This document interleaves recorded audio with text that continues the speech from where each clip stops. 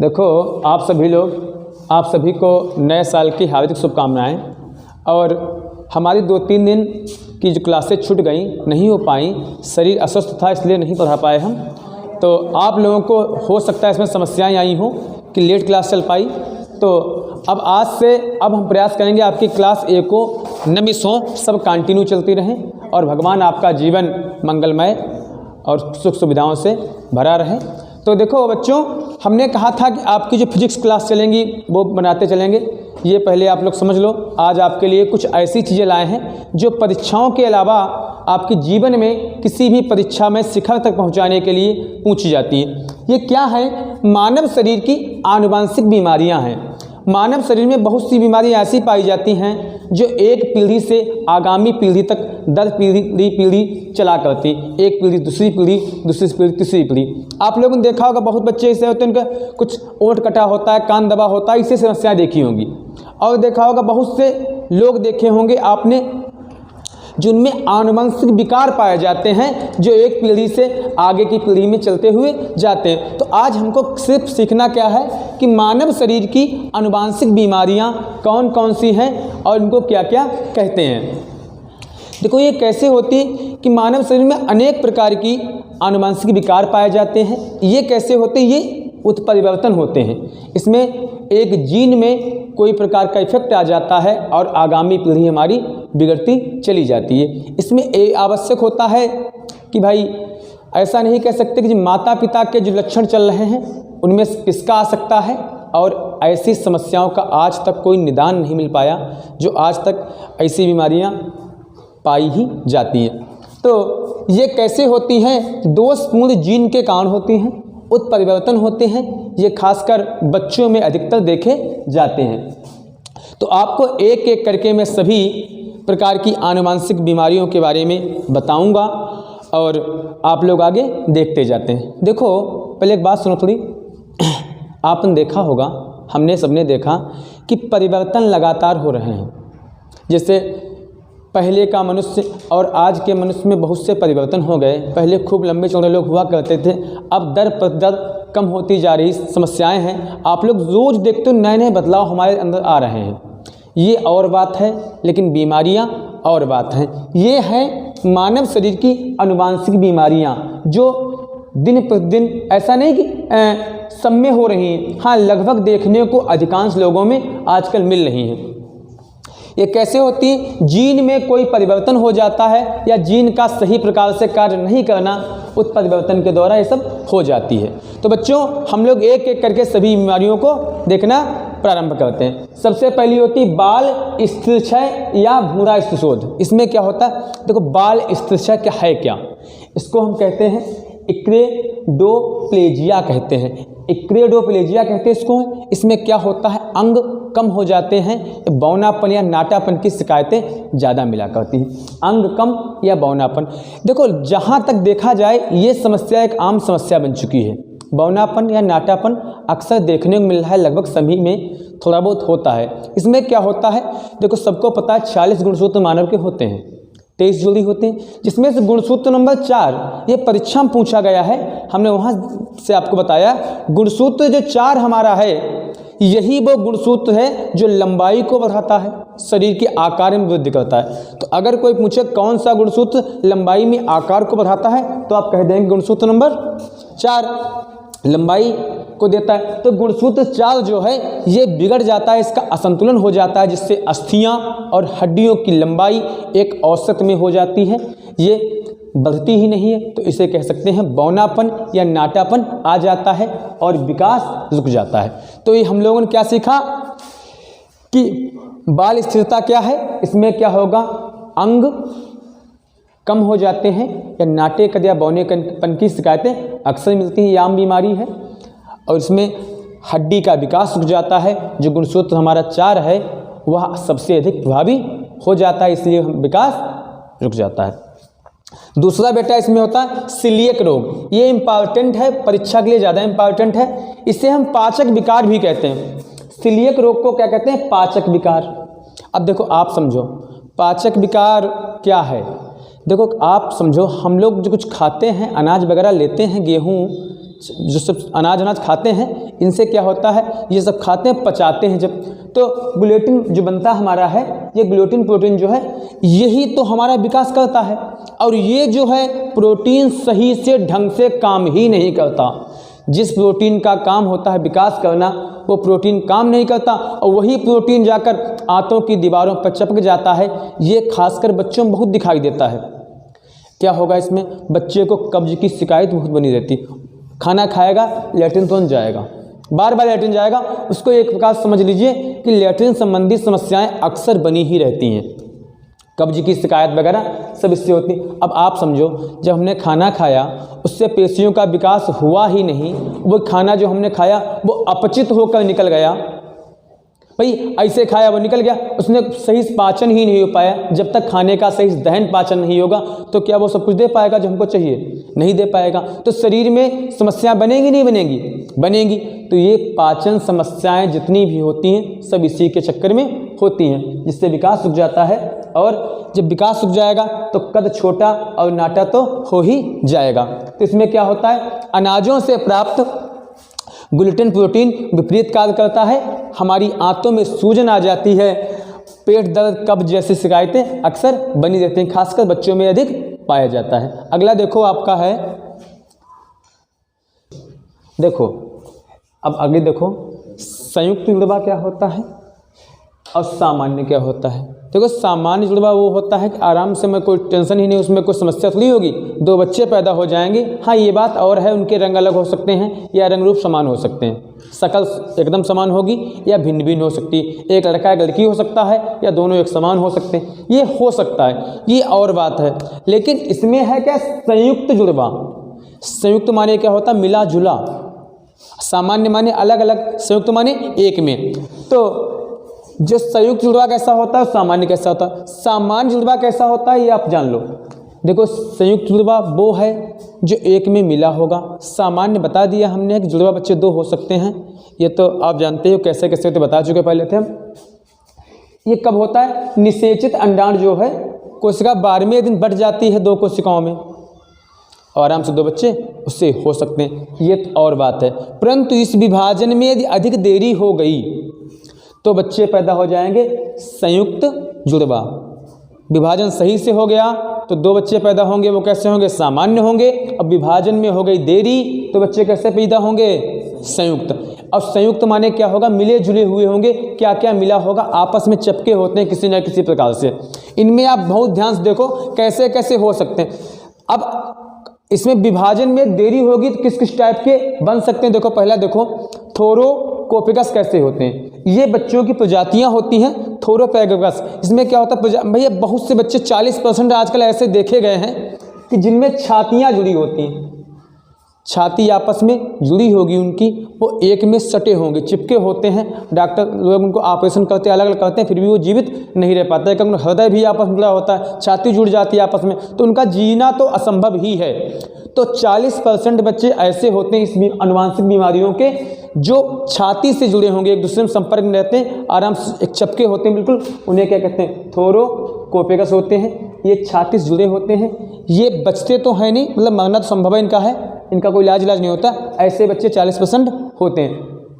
दूसरे होते हैं ओमफैलोपेगस। ये कैसे होते हैं, इनके पेट जुड़े होते हैं, एक खाना खाएगा दूसरे पेट में पहुंच जाएगा, ऐसा नहीं है।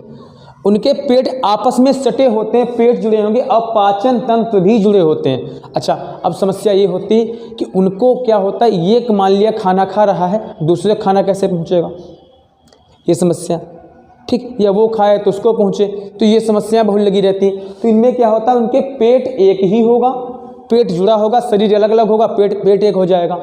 अब समझो हाथ से अलग हो जाए और पैर एक ही रहें, समस्या होगी नहीं, समस्या होगी। तो क्या होगा, उनका पेट एक ही होगा, शरीर अलग अलग हो जाएंगे। इस प्रकार के हो जाते हैं। 34% पाए जाते हैं बच्चे इस प्रकार के। अगला है इस्चियोपेगस। ये कौन से होते हैं, इनमें क्या होता है, सीढ़ियाँ या रीढ़ का निचला हिस्सा, पीछे का पीठ वाला हिस्सा आपस में सटा होता, मुंह अलग इसका होगा, वो उसका अलग होगा, और पीठ से दोनों एक दूसरे में जुड़े होंगे। ब्रह्मा जी के मुंड नहीं देखे इधर उधर सब है, तो इसे जुड़े होंगे आपस में, पीठ सटी होगी।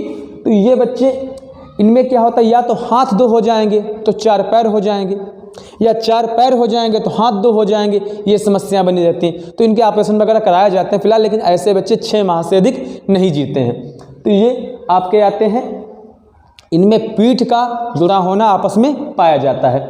अगला है पायगोपस, ये कैसे होते हैं, नितंब जुड़े इनमें होंगे और जन्नांग जुड़े होंगे। प्राइवेट पार्ट जो होते हैं एक ही में हो जाते हैं, मतलब कभी कभी लैट्रिन वाला मतलब इंतजाम एक में हो सकता है, या पेशाब करने वाला एक में ही हो सकता है। शरीर अलग अलग पाए जाएंगे और उनकी एक नाल लगा दी जाएगी, भाई वो करेगा पेशाब तो वो करेगा, ये सब समस्याएं पाई जाती हैं। अगला बेटा क्रेनियोपेगस।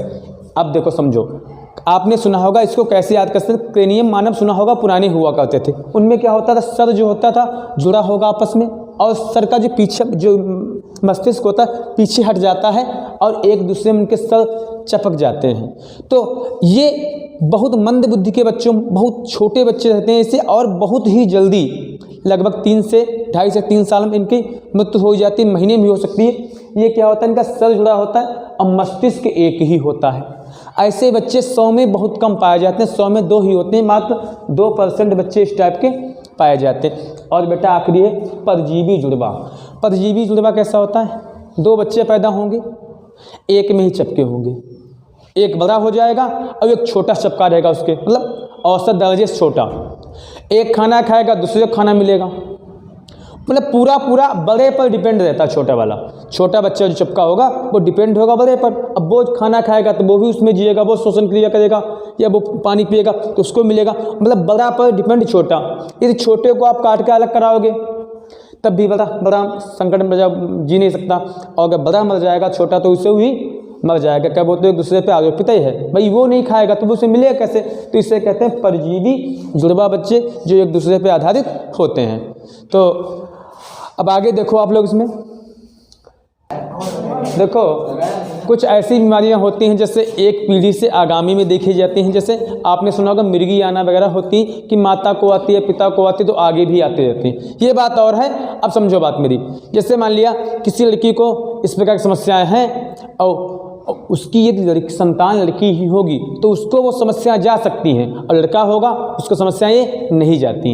ये याद कर सकते हैं आप लोग, समझ सकते हैं। देखो इसमें क्या वर्णांता है, या क्या होता है, इसमें क्या होता है भाई, रंग को पहचान नहीं पाया जाता है। वर्णांता में क्या होगा, लाल और हरे रंग में पहचान खत्म हो जाती है। ये खासकर अधिकांश देखा जाता है कि पुरुषों में ही होता है, महिलाओं में बहुत कम होता है। और महिलाओं में अगर होगा तो कब होगा, जब दोनों एक सेक्स मिल जाए। जैसे मान लिया कि पुरुषों में क्यों होता है भाई, इसमें क्या होता है, रंग की जो पहचान होती है पुरुषों में नहीं होती। अब एक्स वाई तो बनाता है पुरुष और एक्स एक्स बनाता है महिला, तो किसी अगर महिला को भी है पहले से और उसकी शादी मान ली पुरुष से की गई और उसको हो तो दोनों एक्स वाई मिलेंगे तो पुरुष में होगा ही होगा। लेकिन यदि एक्स एक्स हो जाए तो महिलाओं के भी ये हो सकता है, अधिकांश पुरुषों में पाया जाता है। बेटा इसको आप ध्यान देना, पटाऊ सिंड्रोम, ये परीक्षा के लिए तीनों इंपॉर्टेंट है, बाकी भी बताऊंगा आपको हम इसके अलावा भी।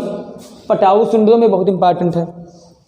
इसमें क्या होता है, पटाऊ सिंड्रोम में आप लोगों ने देखा होगा बच्चे होते हैं उनके होंठ यहाँ से कटे होते हैं, बीच से ऐसे कट जाते हैं, कभी कभी कान पिचके हो जाते हैं। होंठ अक्सर देखा होगा उल्टे होंगे या कट जाते हैं बीच से, वो कभी भी सही नहीं, कितनी सर्जरी कराओ कभी सही ही नहीं हो पाते हैं। तो ये क्या है, इनमें बुद्धि कम हो जाती, मंद बुद्धि होती, और आँखों में नेत्रों में रोग अक्सर पाए जाते हैं। ये बच्चे इस टाइप के होते हैं कि इनमें बुद्धि का विकास बहुत कम होता है, सामान्य बुद्धि से भी कम कह सकते हैं। IQ लेवल इनका 35 से 40 से ऊपर नहीं जा पाता है। और अब आपको समझना है टर्नर सिंड्रोम, ये बहुत इंपॉर्टेंट है। देखिए फ़ोन आ रहा है, हेलो। अब देखो टर्नर सिंड्रोम, इसको बहुत इंपॉर्टेंट है, ये आप लोग बहुत अच्छा देखें। ये किस में होता है, ये खासकर महिलाओं में होता है। अब महिलाओं में क्या होगा आप लोग ध्यान दो, देखो आप लोगों ने देखा इसमें कई टाइप आते हैं, इसी में आते हैं टर्नर भैया हमारे कई टाइप का आ जाते हैं। आपने देखा होगा टाम बॉय प्ले बॉय वगैरह इसी में सब आते हैं। तुमने देखा होगा अक्सर बहु लड़कियां होती हैं, लड़के बना घुमा करती हैं, खूब मतलब होंगी लड़कियां और लड़कों ने बाल रखेंगे खूब ऐसे मतलब घुमा करती हैं। देखे नहीं देखे, ऐसे भी होंगे। और ऐसे भी लोग होंगे जो अपने ही लिंग के समान अपरिवर्तित रहते हैं। जैसे लड़का होगा वो लड़कों से प्यार करेगा, दोस्ती करेगा, लड़कियां लड़कियों से करती हैं। तो ये भी समस्या इसी पटाव हो गया है। अब आपको देखना टर्नर सिंड्रोम, इसमें क्या होता है, ये खासकर महिलाओं में ही होता है। अब सुनो एक बात मेरी, महिलाओं में क्या होता है, तुमने अक्सर देखा होगा महिलाएं कुछ ऐसी होती हैं लड़कियां जिनके अंग विकसित नहीं हो पाते। इसमें क्या होता है, जिस भैया 40 गुणसूत्रों की आवश्यकता होती और होते इनमें है 45 ही। एक कम हो जाता है, एक तो ये बात हो जाती है। इनके अंग जो होते हैं अल्प विकसित रह जाते हैं, बहुत कम हो पाते हैं। इनमें क्या होता है, जननांग या अविकसित अंग पाए जाते हैं और इनमें बांझपन की समस्याएं पाई जाती हैं। आप लोगों ने देखा होगा अक्सर क्या होता है कि बहुत लड़कियां ऐसी होती हैं जो इसी में भैया वो आते हैं प्ले बॉय टॉम बॉय वगैरह, इसी में सब आते हैं कि वो लड़कियां होंगी लड़कियां, लेकिन लड़कों की तरह घुमा करते हैं, खूब कपड़े छोटे छोटे पहनेंगी और बाल खूब काट काट कर घुमा करती हैं। तो ये समस्याएँ जो आती हैं इसी में आती हैं। इनमें क्या होगा, इनके अंग होंगे परंतु अविकसित होते हैं। इनके गुणसूत्र 45 ही पाए जाते हैं, ये कम हो 40 होने चाहिए, 45 ही होते हैं। अंग अविकसित होते हैं और जैसे अंग पाए जाने चाहिए महिलाओं में उसे नहीं होते। तो इनमें समस्या बांझपन वगैरह इन्हीं में आती है। ये पुरुषों में नहीं होता, खास कर महिलाओं में ही होता है। आपका टर्नर सिंड्रोम, देखो ऐसा नहीं है कि आप लोग बहुत लंबे लंबे क्वेश्चनों के लिए लिखें, आपको सिर्फ 1 नंबर से बहुविकल्पी क्वेश्चन हल करने के लिए हमने बताए हैं। ठीक है, लॉन्ग में नहीं सीखना आपको, भाई परीक्षा ही देना आपको हेंटर की, उसमें जैसा पूछा जाएगा वैसे दिया हमने। अगला है क्लाइनफेल्टर सिंड्रोम, ये पुरुषों में होता है। इसमें क्या होता है भाई, 40 गुणसूत्र होना चाहिए, इसमें 47 हो जाते हैं, एक एक्स्ट्रा हो जाता है। तो इनमें क्या पाया जाता है भी समझ सकते हैं आप लोग, क्या हो सकता है, नपुंसकता आ सकती है, और इसमें समझ सकते हैं क्या क्या होता है इसमें। ठीक है, समझ लेना। और छोटे अंडकोश पाए जाते हैं, अंडकोश छोटे हो जाएंगे तो ऑटोमेटिक नपुंसकता तो आ ही जाएगी। ठीक है, और भैया इसमें क्या होता है, इसमें क्या होता है पुरुषों में खासकर देखी जाती समस्या है, जिसमें तीसरी सीढ़ी जो हमारी वो चालू हो जाती है। अगला होता है पेशी अविकसित, इसमें क्या होता है पेशी अविकास भी कहते हैं इसको, है पेशी अविकसित भी कहते हैं इसको। इसमें क्या होता है, ये 9 प्रकार के विकार होते हैं। इनमें होता है भैया हमारी मांसपेशियों का मस्तिष्क की मांसपेशियों से, तंत्रिकाओं से इसका संबंध टूट जाता है। जब हमारी शरीर का, अब मान लिया हाथ में कोई समस्या है, यहाँ की मांसपेशियों की समस्या जो हाथ की हैं मस्तिष्क में जा ही नहीं पाएंगी, तो कौन बताएगा हाथ में कोई समस्या है, कौन बताएगा पैर में कोई समस्या है, पूरे शरीर का कंट्रोल कौन करता है, ब्रेन करता है। अब समस्याएं यहाँ की मांसपेशियों की मस्तिष्क तंत्रिकाओं तक नहीं पहुँच पा रही हैं, तो कोई न कोई समस्या तो हो ही जाएगी। इसमें क्या आती है, 9 प्रकार की आती हैं। शरीर की मांसपेशियों की समस्याएं मस्तिष्क की तंत्रिकाओं तक नहीं पहुँच पाती, संबंध टूट जाता है। अगला ये याद कर लो, परीक्षा में भी आएगा, डाउन सिंड्रोम। ये देखो डाउन सिंड्रोम क्या होता है, लग ही रहा है, डाउन माने क्या होता है, कम होता है, डाउन माने कम। इसमें क्या त्रिगुणसूत्रता जो होती है 40 होते हैं, 23 जोड़ी होते हैं। 21वां गुणसूत्र जो है, 21वां गुणसूत्र या माता पिता किसी का हो, उसकी एक प्रतिलिपि एक्स्ट्रा अलग से बन जाती है। 21वें गुणसूत्र की एक अतिरिक्त फोटोकॉपी या एक अतिरिक्त प्रति तैयार हो जाती है, जिससे बच्चों में ये सब देखने को मिलता है। इसमें क्या होता है, IQ जो होता है बच्चों का 35 से 40 हो जाएगा। मंगोलिया टाइप के बच्चे, इसमें छोटे छोटे आँखें वालों आँख होंगी और मुंह छोटा होगा, अंगुली छोटी छोटी, मतलब ऐसा सब शरीर मंगोलिया टाइप का इनमें डाउन सिंड्रोम में पाया जाएगा। अगला है नाजुक सिंड्रोम। नाम ऐसा लग रहा है नाजुक माने पतला दुबला भैया कोई होगा, बहुत नाजुक हो तुम भाई, दुबले पतले। तो इसमें क्या होगा, इसमें सूक्ष्मदर्शी से देखने मालूम होता है कि उसके जो गुणसूत्र हैं, क्रोमोसोम है, उतने सूक्ष्म हैं कि उनका विकास एक सीमित तरीके तक ही हो सकता है। तो इस टाइप के जो आएंगे आपके नाजुक सिंड्रोम में आएंगे। तो बच्चों आज हम लोगों ने सिंड्रोम संबंधी या मानव शरीर की आनुवंशिक बीमारियों संबंधी कई बातें जानी, कई बीमारियां जानी। तो हम लोग ये प्रयास करते हैं ये लॉन्ग क्वेश्चन में नहीं लिखने को आए, आपको 1 नंबर में पूछा जाए। अब लॉन्ग सीखो तो पूरा भैया लॉन्ग सीखो जाकर आराम से भैया, 2-2 पन्ने का। आपको सिर्फ 1 नंबर का आंसर देना हो या बहुविकल्पी का आंसर देना हो तो कम समय में आप अधिक से अधिक इसमें सीख सकते हैं। ठीक है, धन्यवाद भाई।